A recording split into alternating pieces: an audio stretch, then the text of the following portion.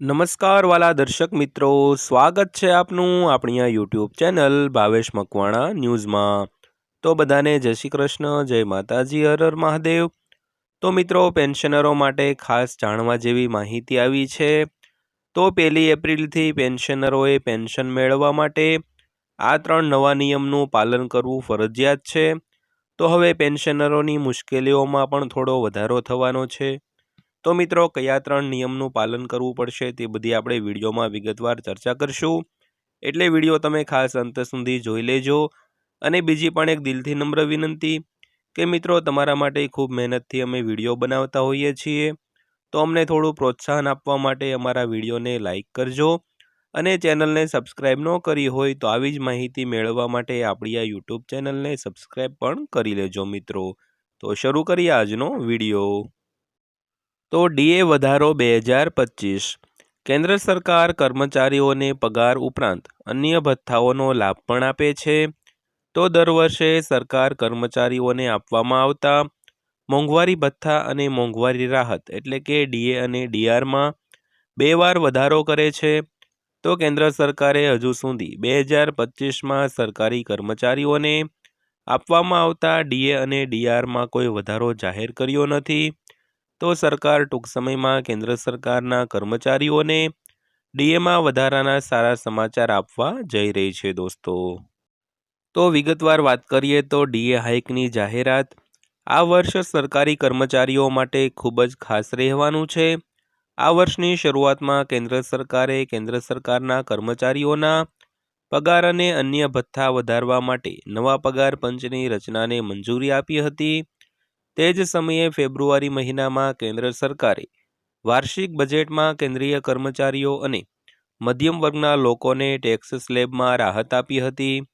તો હવે કેન્દ્રીય કર્મચારીઓ સરકાર તરફથી મોંઘવારી ભથ્થામાં વધારો અને મોંઘવારી રાહતની જાહેરાતની રાહ જોઈ રહ્યા છે।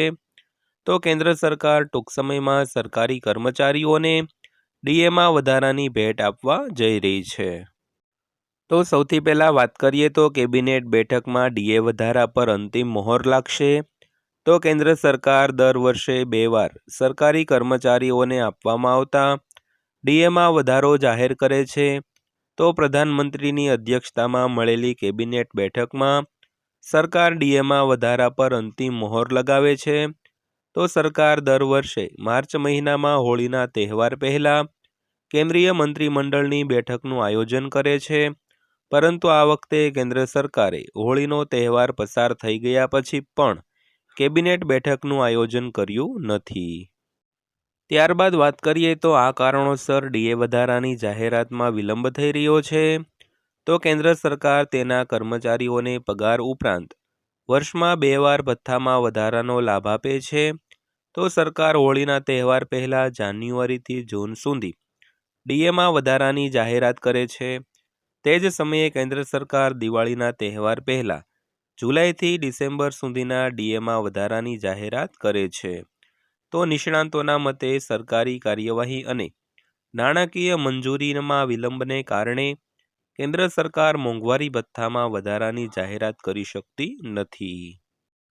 ત્યારબાદ વાત કરીએ તો કયા કર્મચારીઓને ડીએ મળે છે। તો કેન્દ્ર સરકાર તેના સરકારી કર્મચારીઓને સતત વધતી મોંઘવારીમાંથી રાહત આપવા માટે ડીએનો લાભ આપે છે। તો સરકારી કર્મચારીઓ પર મોંઘવારીની અસર ઘટાડવા માટે મોંઘવારી ભથ્થામાં વધારો કરે છે। તો જાહેર ક્ષેત્રના સાહસોમાં કામ કરતા કર્મચારીઓને પણ ડીએનો લાભ મળે છે। તો કેન્દ્ર સરકારના હાલના કર્મચારીઓ અને પેન્શનરોને તેમના જીવન ખર્ચની ભરપાઈ કરવા માટે ડીએનો લાભ આપવામાં આવે છે દોસ્તો। તો આ વખતે ડીએમાં 2% વધારો થઈ શકે છે। તો કેન્દ્ર સરકારે 7મા પગાર પંચમાં દર વખતે સરકારી કર્મચારીઓને ડીએમાં 3થી 4% લાભ આપ્યો છે। તો નિષ્ણાંતોના મતે આ વખતે કેન્દ્ર સરકાર ડીએમાં 2% સુધીનો વધારો જાહેર કરીને કેન્દ્ર સરકારના કર્મચારીઓને આંચકો આપી શકે છે। તો તાજેતરમાં સરકારી કર્મચારીઓને તેમના મૂળ પગારના 53% સુધીના ડીએનો લાભ મળી રહ્યો છે। તો 2%ના વધારા સાથે ડીએ 53%થી વધીને 55% થઈ શકે છે। તો આ વધારો AICPI એટલે કે all India consumer price index ના જુલાઈથી ડિસેમ્બર 2024ના ડેટા પર આધારિત હશે દોસ્તો।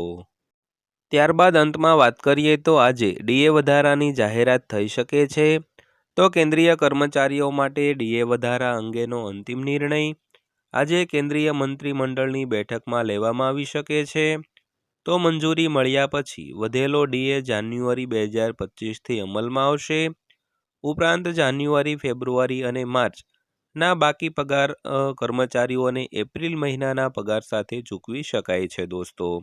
તો દોસ્તો આ હતી આજની માહિતી પસંદ આવી હોય તો વિડીયોને લાઈક કરજો અને રોજે રોજ આવા જ વિડીયો જોવા માટે આપણી આ યુટ્યુબ ચેનલને અત્યારે સબસ્ક્રાઈબ કરી લેજો। તો ફરીવાર પાછા મળીશું એક નવા વિડીયો સાથે, નવી માહિતી સાથે। ત્યાં સુધી સૌને જય હિન્દ, વંદે માતરમ।